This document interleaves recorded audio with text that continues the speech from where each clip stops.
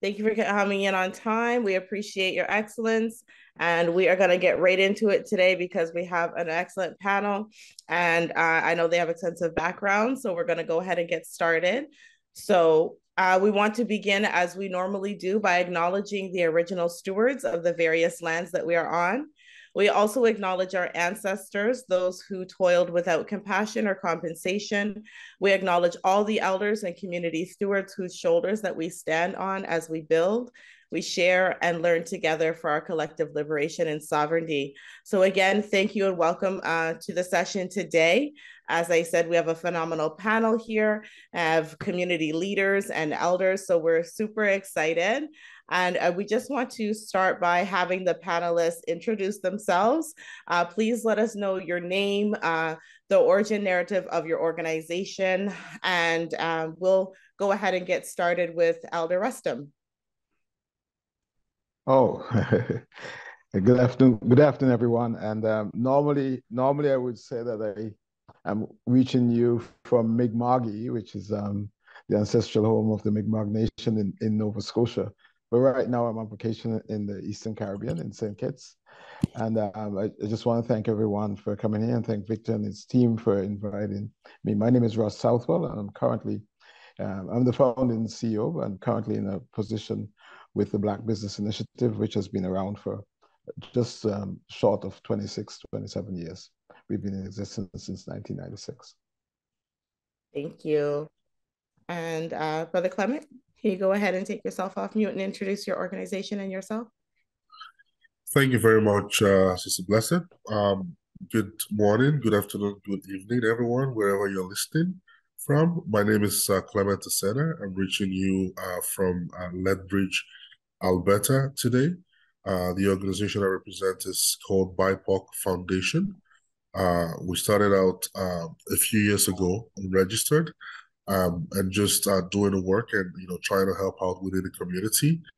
And in 2020, we decided to incorporate. And later that year, we got talking with the government around a Black Entrepreneurship Ecosystem Fund, which, God willing, we did receive, and probably one of the organizations in rural Canada that received that fund. We're very happy that rural Canada was represented, and especially being able to serve Western Canada as a whole, all the way from Lethbridge. Our organization's a mandate to set up a business accelerator program that caters to Afro-Canadians across Western Canada. And we've been living and breathing that mandate since last year when the funding was announced, and interacting with the community and interacting with all the leaders, all the community leaders, the likes of our very good brother here, Victor, and all the leaders in the room. Thank you for the opportunity to be here today. Thank you so much for taking up and being here. We really appreciate the work that you do. I'm going to go ahead and ask that all of our panelists go ahead and drop your contact or organization's website in the chat so that everyone here can save the chat and follow up with you later. We appreciate that. We've also had a couple of our panelists say that they're a little under the weather today, so they may not be on camera. So we're going to go ahead and ask Ms. Josephine Gray if she could go ahead and unmute, introduce yourself and your organization, please. Hello, everybody. It's a pleasure to be here and an honor. I am in the land of Takaranto, the land of the Mississaugas of the Credit and many other peoples, because this is the meeting place. And it's very significant in a way because the community that I represent, where the St. Jamestown Community Co-op arose and is being run by and for our community, is one of the most diverse communities in the world, and it includes one of the most diverse communities of peoples from the African diaspora. So we are working hard on figuring out various ways to improve healthy food security based on the human right to food, which tries to ensure that people are able to access the foods that they need, that are good for them, that are sustainable, and that the people involved in the food system have their human rights met as well. So it's a big challenge, but it's going quite well. We've been incorporated since 2015, and we find the co-op model very, very important and helpful for us. We find working with other co-ops to be very beneficial. And we are seeing quite a bit of progress working with Afrocentric farms, and our Roots Rising project is focused on Afro-Indigenous collaboration and looking at the fact that there are also many mixed race people who are part African who have been invisibilized, who we want to ensure are also a part of this process and are seen and heard. And yeah, so we are making progress. We've had some pretty good funding support through the federal government, possibly partly because our MP is a Black woman who was born in this community. So it's been a long haul, but we're starting to see some real success. So it's my honor to be here today, and I hope I can contribute in a way that's useful for everyone. Thank you. Oh, I'm most certainly that you will. We thank you so much for being here and taking the time. It's very important work that you do. So we thank you for that. And our final panelist is Floydine. If you could unmute yourself and go ahead and introduce yourself and your organization.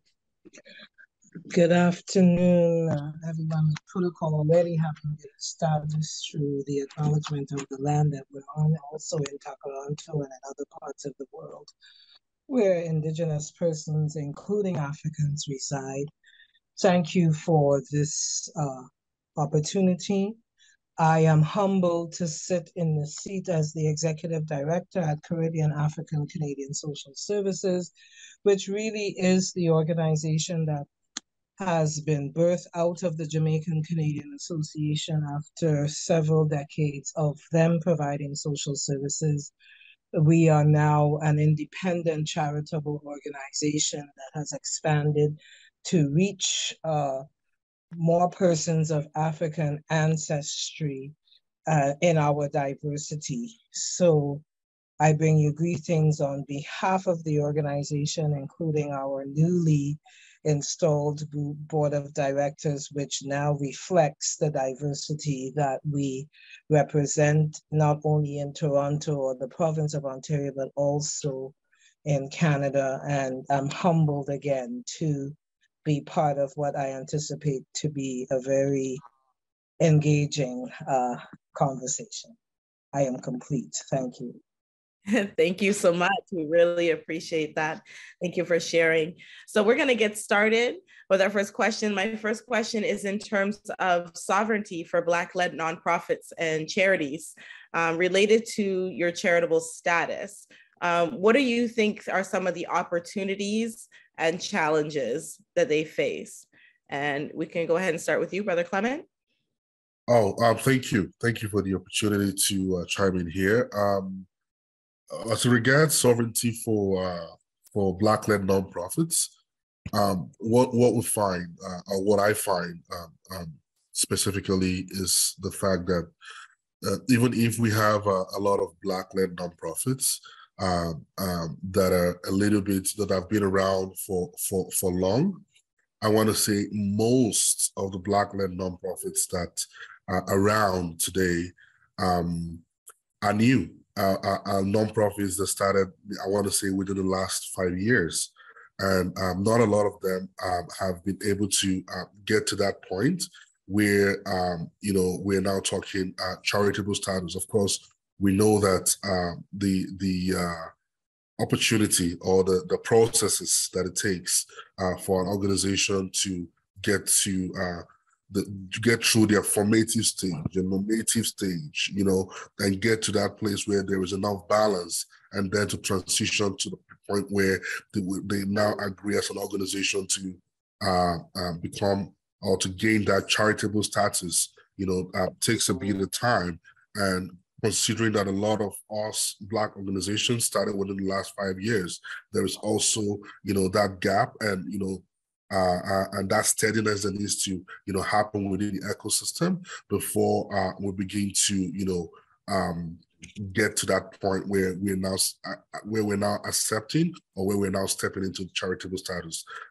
There's bigger organizations, older organizations who have come and are ahead of us that we're drawing inspiration from, and we're seeing now recently that sovereignty that we talk about begin to show.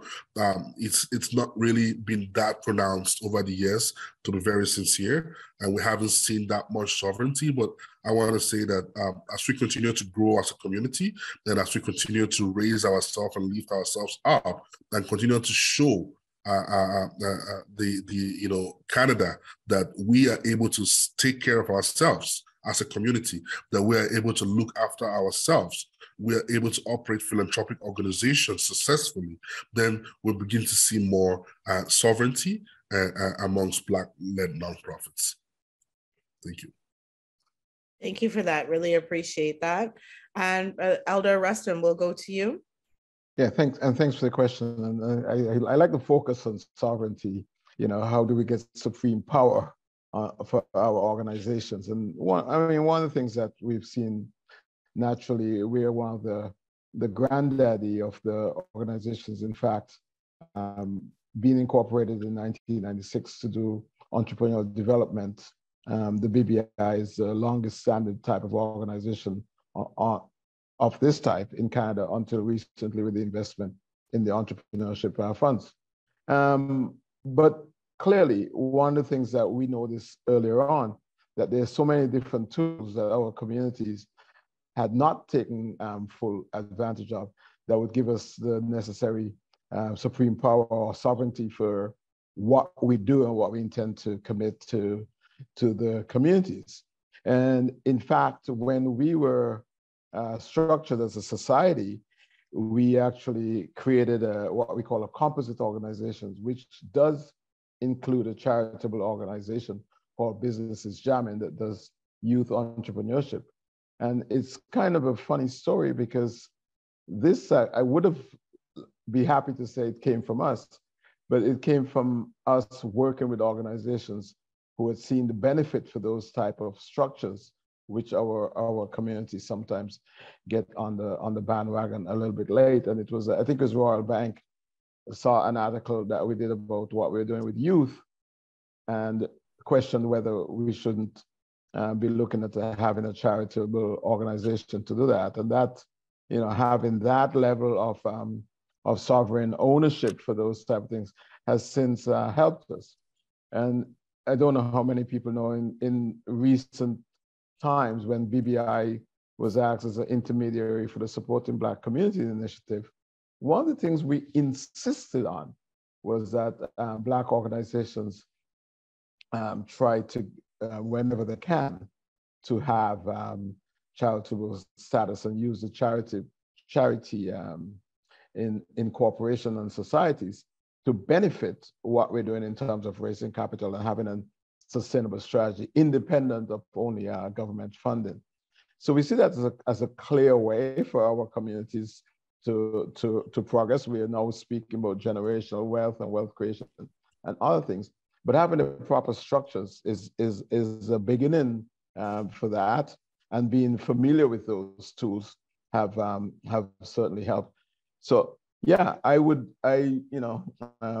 Blessed, I actually agree that having that idea of and that term would have been the term that I would use. But then when you look at the definition of what the sovereign means, it speaks to truth to power for Black organizations and what we should be aiming to do. So I encourage folks who actually are looking at creating grassroots organizations to look at those tools. And the charitable process, if I have the time, is not a 6-month and turnaround. I think the best case is sometimes 18 months. Some people can do it quicker. So in preparation for that, you have to understand what's been involved and those challenges as well. I'll pause there because I know we have a lot of people don't have a lot of time. No, that's fine. Actually, I have a follow-up question for you. Speaking of power, your humility and body of work is really epic. But, you know, BBI has actually supported many organizations in the Atlantic Canada. How has that journey been? Can you share a little bit about that? Well, it's not without its scars. Floydine will tell you, and others on the call, I'm sure, will tell you, working for our own community is one of the toughest jobs sometimes.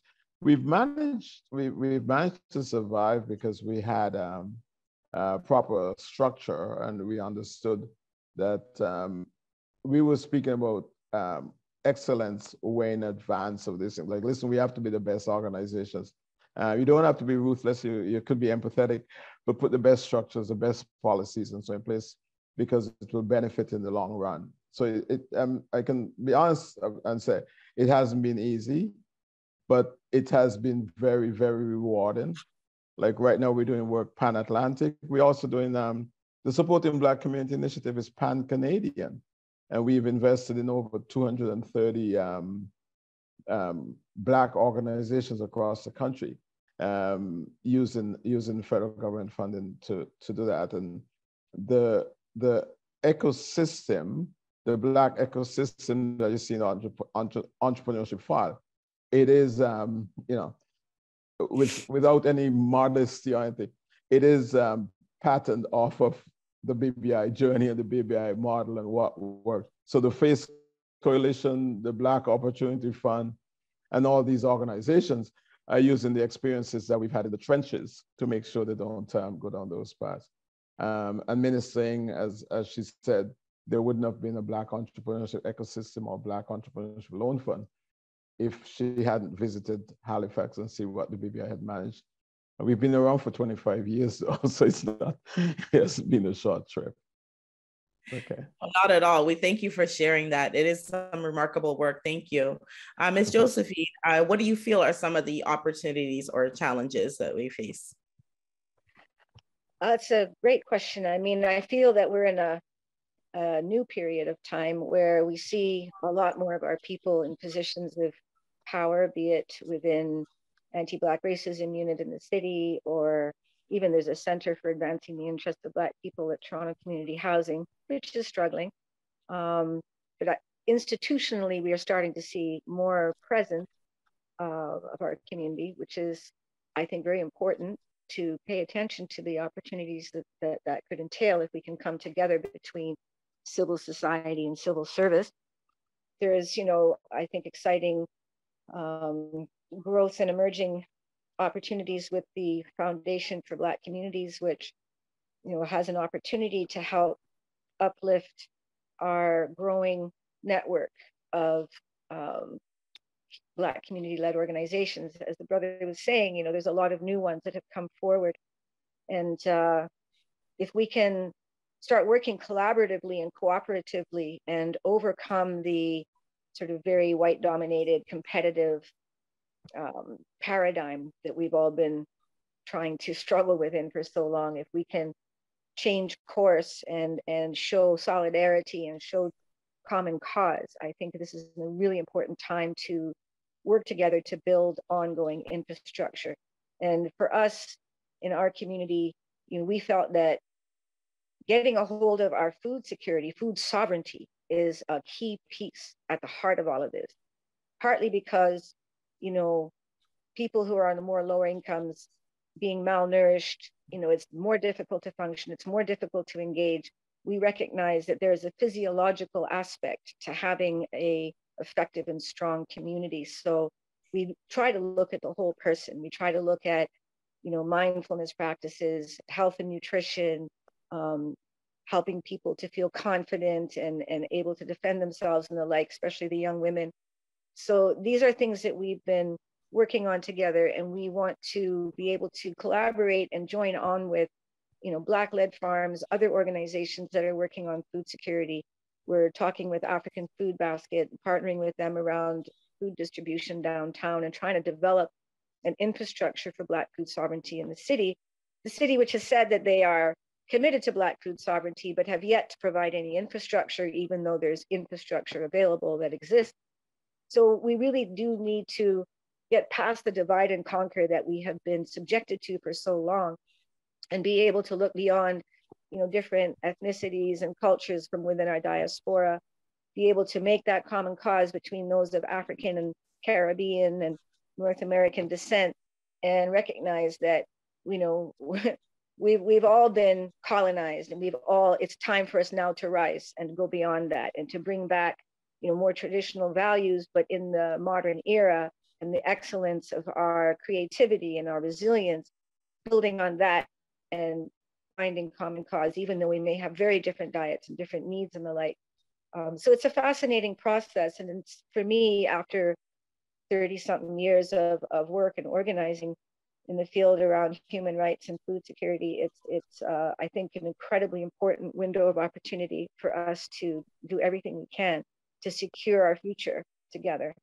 And I'm very excited that, you know, Victor and y'all are doing this work. And also wanted to say a shout out to Floydine, because I'm really proud of CAFCAN and the work that's been going on with that charity. I find charities difficult. There's some limitations that are imposed by being a charity. Trustee organization handles some of the very irritating bureaucratic processes that really take away from the important community work that we're doing. So it's finding these partnerships and these ways of connecting different kinds of organizational structures.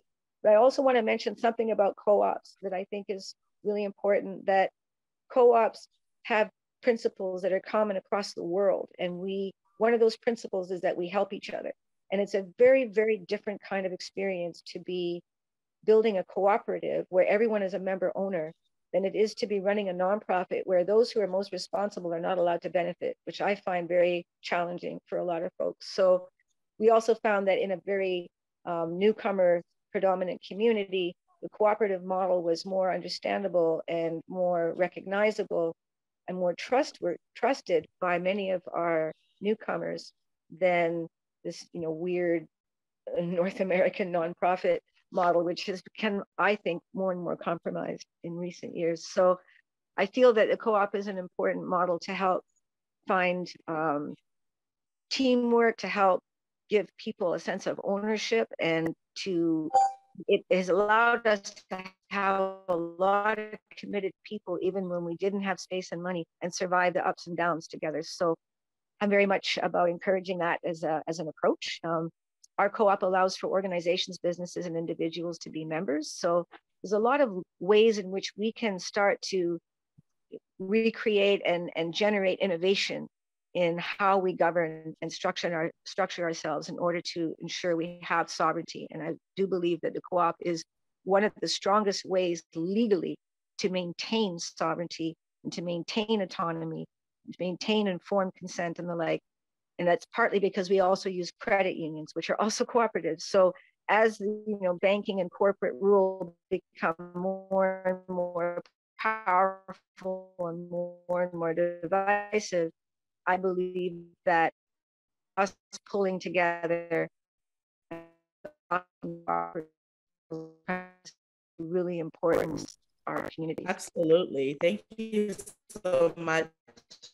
I think the co-op model is the closest thing linked to something like, so very valid points. Thank you so much for sharing. We appreciate you being here even off camera. My next question is for you, Brother Clement, and your lived experience in the charitables that are essential for racial equity here in Canada. Thank you, Sister Brooks. As far as best practices goes, right, I want to say the first thing that comes to mind is we as organizations, we do not represent ourselves individually, right? We represent the community. And we do understand and we realize what we are up against at the institutional level, right? And so it's imperative that in everything we do, in our dealings, in the way, either the way we relate or either the ways we work with the clientele that comes through the door, that comes to access our services, or the government organizations, the ecosystem partners that are not, Black-led, that the way we relate with them, or even the government funders, the way we come across to them and the way we relate with them, whether it be at the financial level, even just at the conversational level, at the presentation level, we have to realize that we represent a whole community that have suffered different, above and beyond in our presentation. And that excellence, once we're able to continue to reflect that excellence with our work. For instance, we showed up today. I was happy when at 10 a.m. today, this event started. It started at 10 a.m. and the room was full. That is excellence. That is an example of excellence. We don't, call people to meetings and we show up 15 minutes late for no reason, right? And, and that's just a very, very little piece out of this entire puzzle. So the fact that we understand the kind of community that we represent, and we need to continue to push ourselves, we need to continue to show, and we need to not present ourselves as tokens. Someone has mentioned on this call today, collaboration. Quite frankly, it's safe to say, I consider this a safe space. So I'm just going to say that sometimes some funding, or will receive funding to be able to enable us to work.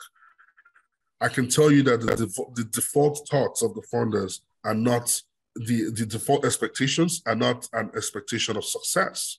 We have to go and push and deliver on those mandates that we have been given as organizations, and ensure that we deliver them excellently, we deliver them collaboratively. We are not seen as competing unhealthily against each other. Thank you so much for sharing. And Elder Floydine, we want to know from you and your lived experience in the charitable sector, what do you feel is essential for the racial equity in Canada? I think the whole idea of racial equity in the charitable sector has a lot to do with how we see and our position ourselves within the sector.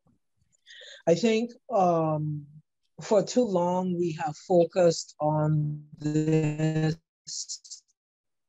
going hat in hand to like what the previous speaker articulated, as opposed to going in with the power and the greatness that is inherent in us as who we are as African people.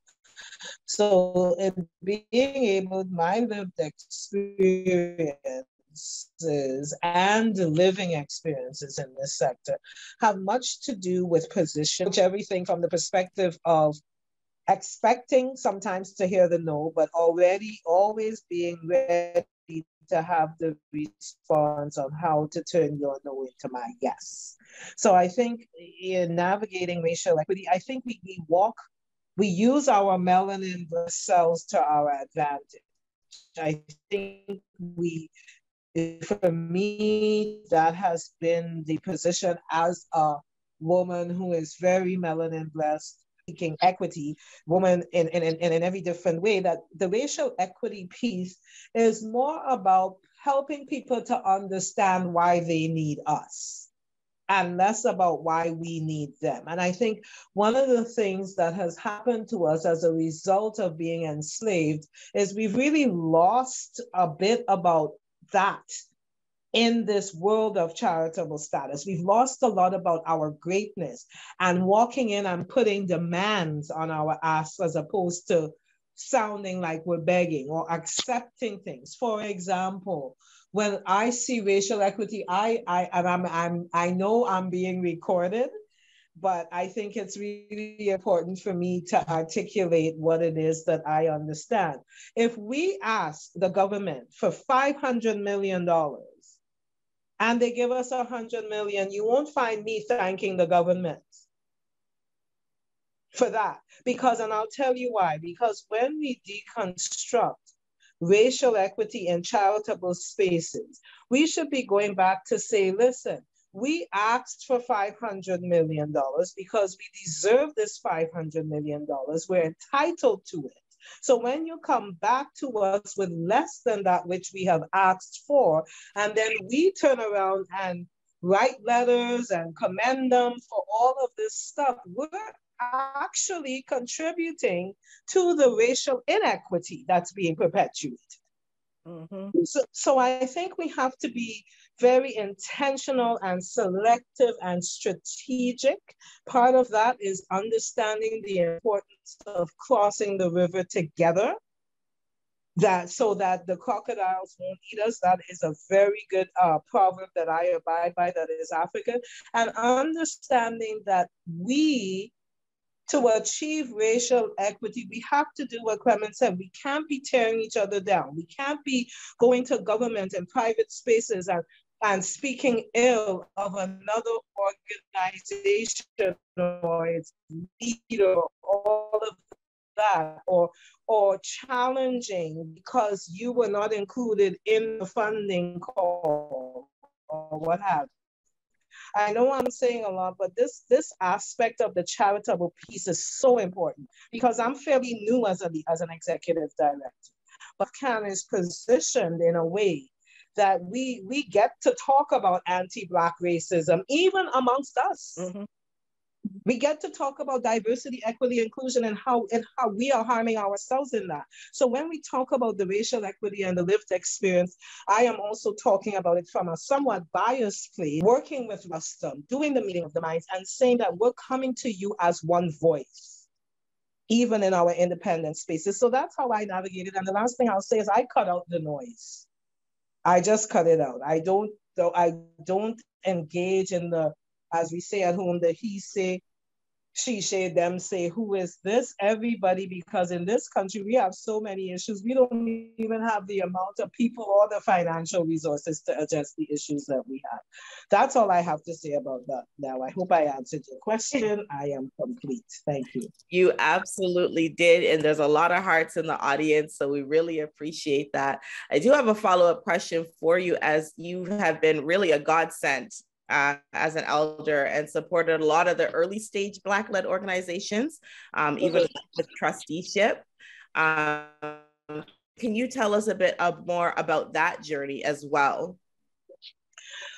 Yeah, I mean, it was really part of advantaging our charitable status to assist others to get there. You know, it's, am I my brother's or sister's keeper?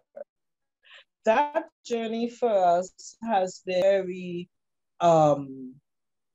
rewarding in the sense of the fact that when we trustee, we also look at the relevance, the potential, what is it that a group is asking for. And one of the things that I am also mindful of, you know, that 10% or that 15 or 20% admin line that trustees get, that's not the main reason why we do it, because sometimes we don't even accept it. I mean, if somebody's getting $15,000, right?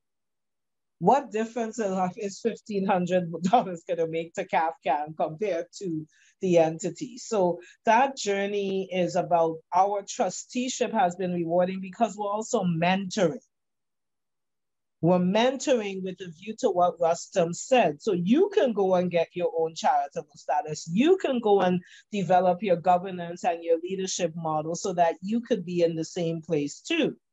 And I think that's what I find most rewarding, is the opportunity to also connect with groups that we might not have otherwise been connected to, and to help them along the way so that we strengthen our individual and collective capacity. Thank you so much. We really appreciate that.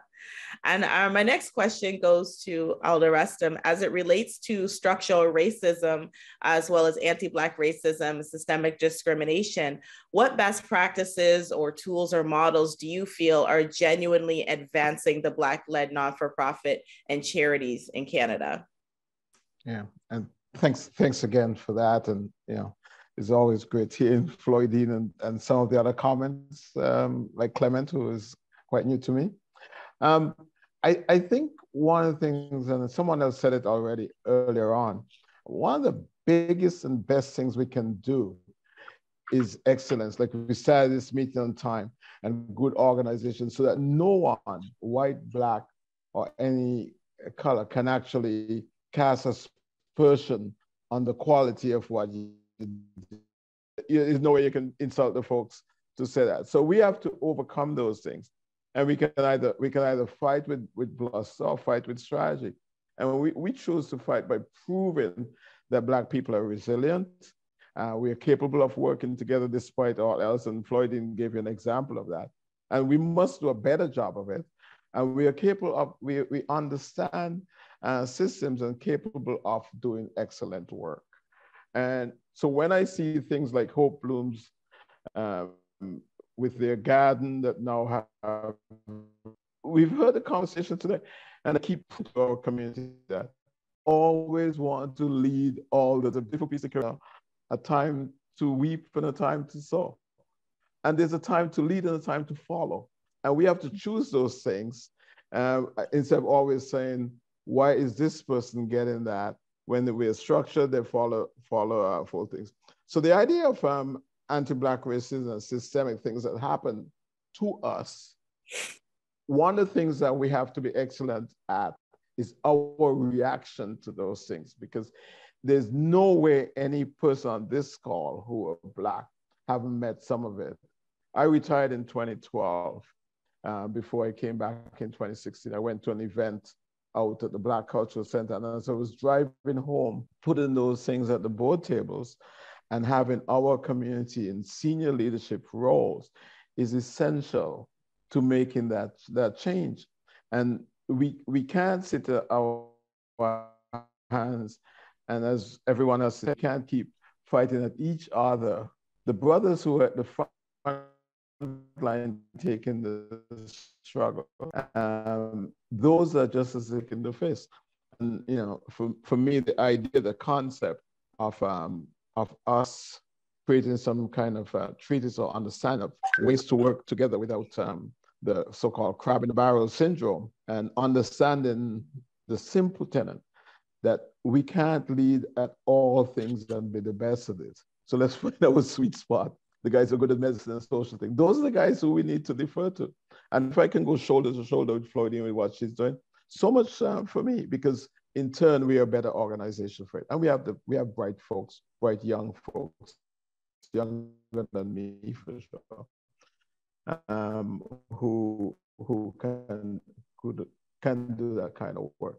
I think that's the state that we are in, and we will change society better. Much for that, and thank you for sharing that story and taking the time to voice it. As you said, there was people in the room that didn't understand, so we thank you for taking up the opportunities when they come up. And Elder Josephine, we want to pose the same question to you.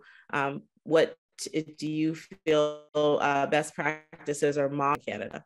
Well, I think, as I mentioned before, understanding and recognizing that people carry wounds and traumas, sometimes genetic. I was from the East Coast and a combination of Mi'kmaq and African descent. And there's a lot of healing that people need. People need to be healed. People need to be healthy. People need to feel a sense of motivation and confidence and hope. And so part of that for us is finding more and more ways to focus the attention on the solution, on what it is we're striving for, what it is we're striving toward. Because I find that, you know, there's just been so much. We could spend the next 400 years talking about the last 400 years, or we could work together to overcome, you know? And I feel like also taking a different stance, you know, as was mentioned before, this sort of understandable tendency to and hoping for a crumb from the table. With the Decade for People of Accent that wasn't even acted upon, to stand up and say enough is enough. Like, you know, we have been looking into the number of Black farming communities that were erased and eliminated across this country, in Ontario as well. It's time that we stand, when we do look at the past, I want us to look at it in terms of redress, in terms of reparation. But I hope also that we can recognize that the move forward and how we change things.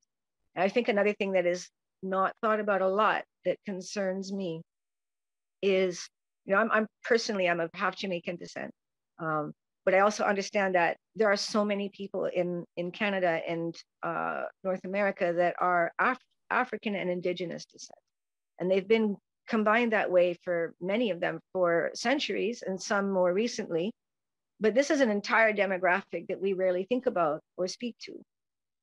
And it's important for us to see that community and that demographic, I believe, because I can see how, those in control of resources are trying to get us to compete between Indigenous reconciliation and the anti-Black racism efforts that are being made. And then you get these little tiny grant programs where you get to be one or the other, but we need to work together, and many of our people are both. So how do we, make sure that we're not allowing them to separate and divide us without at the same time stepping back? So I think this is an important challenge for us to address. And I think too, sometimes, we forget that even not all white people are the same. Like some of the white peoples went through centuries of oppression as well. And there are many, many people in the world who are colonized in one form or fashion. So while they may not be of African descent, they share a history of abuse by the same people. So while we work together to build our solidarity within our diaspora, but also recognizing those on the edges of that diaspora, people like myself who are of mixed race or mixed Indigenous, I think that it builds our ranks, but it also brings into the fold people who have been lost in between for a very long time.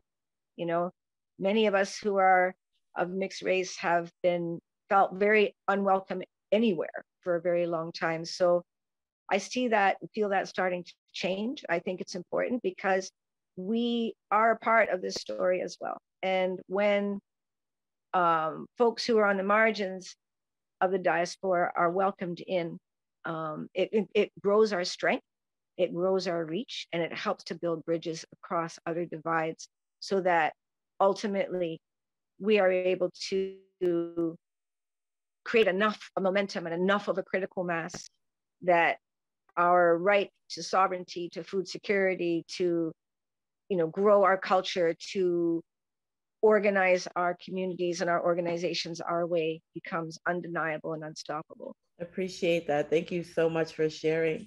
My next question is for Brother Clement. In terms of justice, access, equity, and inclusion, diversity, capacity building, do you feel that you have any practitioner frameworks or individuals that inspire you in this area? Thank you very much. There's lots that inspire me, and I'm happy, to be able to say that. And it's just from a position of could I say that 5-10 years ago? Maybe not, but today I can say that. And what that clearly shows is we have a community that is progressing, and we might not be where we want to be as a community, but we are certainly not where we used to be, and that is huge. I must use this opportunity to give a shout out to our elder Rustam Satwell and the amazing and remarkable work. Leveraging the network, leveraging their years of experience, and ensuring that they are creating that bridge and bridging the gap, and interceding on behalf of the community with the government, and making sure that funding is available for all the smaller communities to ensure that the work which you need to continue to do as it concerns justice, equity, diversity, inclusion, that all that work is being maintained. Now, our brother Victor is another entity that is doing very extremely remarkable. I want to say with Setsi for the work that you guys that you're doing. Just building those bridges and ensuring that you're connecting those dots, bringing organizations and individuals together, so that because we cannot win alone, and that is the truth. My father told me a long time ago. It says, a single piece of broom cannot sweep the room. You have to bunch it together to win, and that is exactly what I see. That is what I continue to advocate with our community. We must work together. We must continue to hold our table from a position of strength. We don't need to dabble into what each others do. We need to find our strength and build on it and become the best at it, and then help our partners, our ecosystem partners, and other organizations to become best at what they do as well. And then bring that strength together to create the united force. Perhaps, maybe in a few years' time, we won't be having to talk this much about justice, equity, access, and inclusion. And that's really where we want to be. We want to be in a world where we don't have to continue to, there is really no need, for us to say we demand justice, because it will now become very obvious that we have walked ourselves to that point where justice is now evident. Access is evident. Inclusion is evident, and we've chosen our path as BIPOC Foundation. We saw a need to hold our position, or to hold our table from the position of economic empowerment, financial inclusion, and representation. We saw a need to hold our table from the position of business ownership and entrepreneurship, and to build that capacity, because when we're talking about self-sustainability as a community, it ties hand in hand with the conversation of justice. We cannot become self-sustainable as a community if we do not have those businesses that have become big, that have become successful, that have become generational.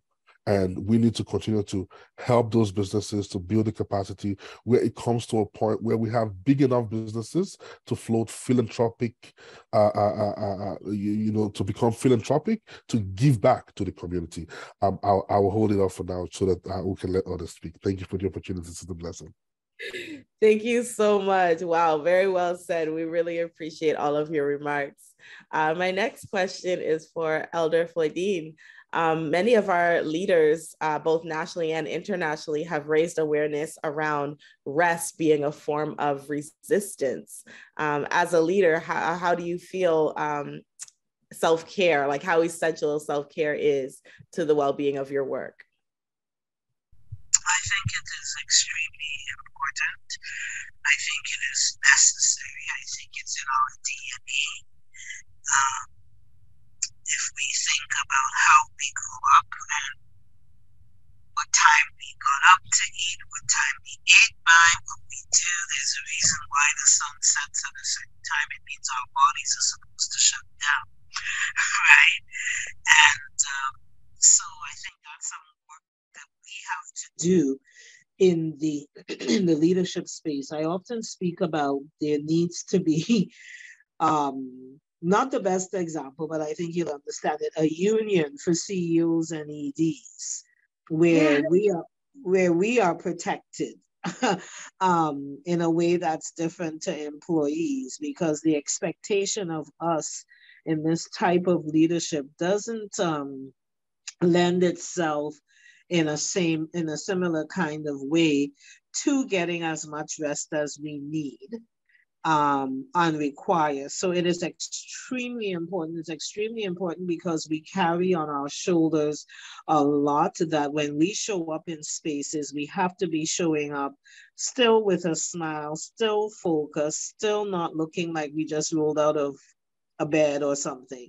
So, and I'll just add to that, one of the ways in which I, from an organizational perspective, I ensure that that happens is we renamed our whole mental health piece Minding Our Minds. And then I incorporated a noonday nudge that was created for Black frontline employees, for example, to be able to exhale. So I think the way in which we do that is building it into our organizations, and also from the governance level, that having boards, as they talk about strategy, see the importance of this piece in the work of the organizations and all the employees that are there to carry out the work. Thank you. Thank you so much. We appreciate your response. And Elder Josephine, what is your call to action for the leaders of Black-led non-for-profits and charities across Canada? Oh my goodness. I think it's incredibly important for us to find opportunities to dialogue with each other about both making sure that we're not falling into the trap of trying to emulate or outcompete those who system has been built on our backs, for one, but also to really examine closely how we can take advantage of some of the resources that are out there for our young people without allowing those resources to be misused to drive them into the direction of their way of defining success. They want our young people to be lone wolf entrepreneurs and build their own empires, and this is not going to help us, and it doesn't really work for anybody for very long, of any color for that matter. So how we come together and help determine a broader and better set of values that are more rooted in our understanding of community, in our understanding of human needs, how we can start to reshape what success looks like, what we mean by sustainability, what is truly sustainable. If you don't have land and clean water and good food and warmth and shelter, then sustainability is a joke. Like just having, enough profit is not helping us. Obviously, the society that currently has made billions and billions and billions of dollars in profit is completely falling apart and destroying, our ecology. So changing the paradigm as we build together, I think, is incredibly important. And, I think sometimes us helping others to understand how their thinking has been misshapen by the conditioning that they've been subjected to, and checking ourselves sometimes too, in the making sure we're not falling into a competitive state or, distrustful state, as a brother said about, not allowing ourselves to be pushed into the bucket where we act like crabs. But yeah, also, as Floydine was saying, it creates martyrship and people working much too hard and much too on their own and not without enough support, because this culture has very unrealistic expectations of everybody. And we sometimes fall into thinking that to be excellent, we must burn ourselves out. And that's not going to help our movement. That's not going to help our people. And it's not going to help us to do healthy succession so that the younger generation can move forward and take things even further than we've brought them so far. So I think these are important things for us to think about. I personally find the human rights framework very useful. And it took me years to understand that applying the human rights framework was very great in my community and my work, but then recognizing I needed to apply it to myself, and that doing so was taking responsibility for my own health and well-being so that I could be responsible to my community, and understanding that rights come with responsibilities and they're in equal force in achieving rights, that sense of responsibility. So the more we can work that way and help each other, I find it very important when we're talking with our newcomer neighbors to use the human rights framework, because it's something that we can all understand and recognize is for everyone. I think hopefully as a group of leaders, it also gives us more power and more even lawful, the ability to do and undertake lawful resistance and refuse some of the conditions that they try to impose on us. When we claim human rights, when we claim redress, we have more power to be able to say, thank you, but no thank you. We'll take that funding, but we'll do it this way. And I see that starting to happen with the Foundation for Black Communities and the work that Victor's doing, and the work that, Brother Rustin has been doing. And I'm very happy to see that. And I think we just need to do more of that, but also recognize that we're all human and we need support, and we don't have to be, so strong that we aren't taking care of ourselves. We need to find that balance, and we need to help each other maintain that balance. Thank you so much. And Brother Clement, what do you feel is your call to action for Black-led organizations, not-for-profits, and charities across Canada? Thank you. For call to action, I'm going to say excellence. And my last question is for you, Elder Rustum. What are your closing thoughts on all of this? That's really tough one, because there's a lot of interesting conversations that just went on. In particular, I was intrigued with your question to Floydine about, and the last couple of speakers, of how we as individuals doing this type of work that's built more on passion than economies, how do we take care of ourselves? And I can't help but compare to when, for those of you who travel on the airlines, when they're giving you the spiel about putting on your seatbelts, they always mention when the masks come down, put it on yourself first before you can help someone. And it sort of tells me that not only myself, because one of the reasons why I'm here on vacation, I realized 2 years out during COVID, I had only taken a week vacation, and I was feeling tired, and I needed to just get away and slow down. And I'm hearing that with all these cases, because this type of work is a work of passion. And when the air hostess say, put your mask on first before you help anyone else, you could actually damage an organization. If you're a leader, actually create positive effects for the organization that we have to help. So I would say pacing ourselves and being very careful. A lot of times in our team meetings, we like to go around and just check in, just do a health check-in with folks to see where their heads at and so on. And often in our organizations, we tend to chug along, not realizing the impact as well and having those rules. And then the other thing is, when we look at the work in the last little while, the work that Floydine and those guys have done with the meeting of the minds, that was a collective effort. And much of what we're doing right now came out of that setting, and kudos to the thought leaders and the folks who are looking at that. So for us, I think there's a lot of change going on now. There are a lot of opportunity, a lot of better organizations, better leaders, better involvement. I think we are in a time space now where the federal government and the provincial governments understands, and they're putting significant investment in terms of cash on the table.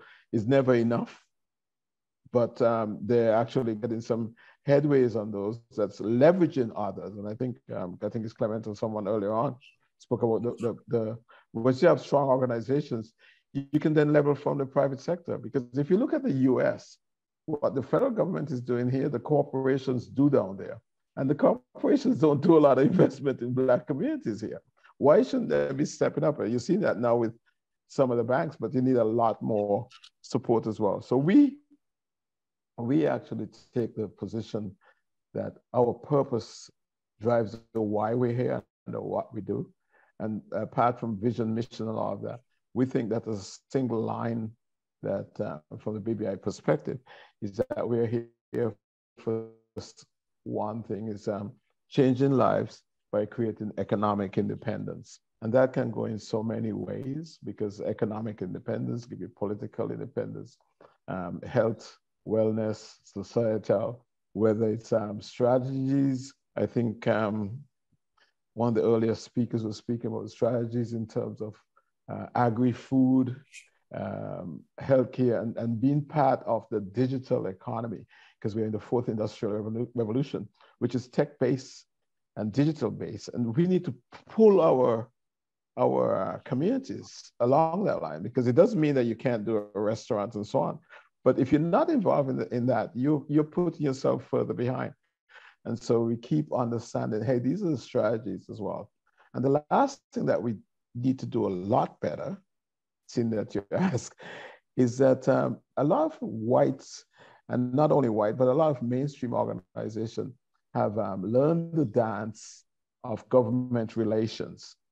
And we actually need to have our organizations understanding what government relations mean, with the contacts, with knowing what the policies are for the target areas and the strategies as well. Because sometimes we feel we're not getting any support, but it helps us to be prepared to do that. And that means that you need to know who is the minister of what, but not only knowing the minister, the EA and all those guys who can get you in the minister's office and break down some doors. And I think a lot of us in this type of setting, and certainly in other settings, need to understand that the minister is a political figure, but the guys around them are the ones who are making the decisions that can get you the doors.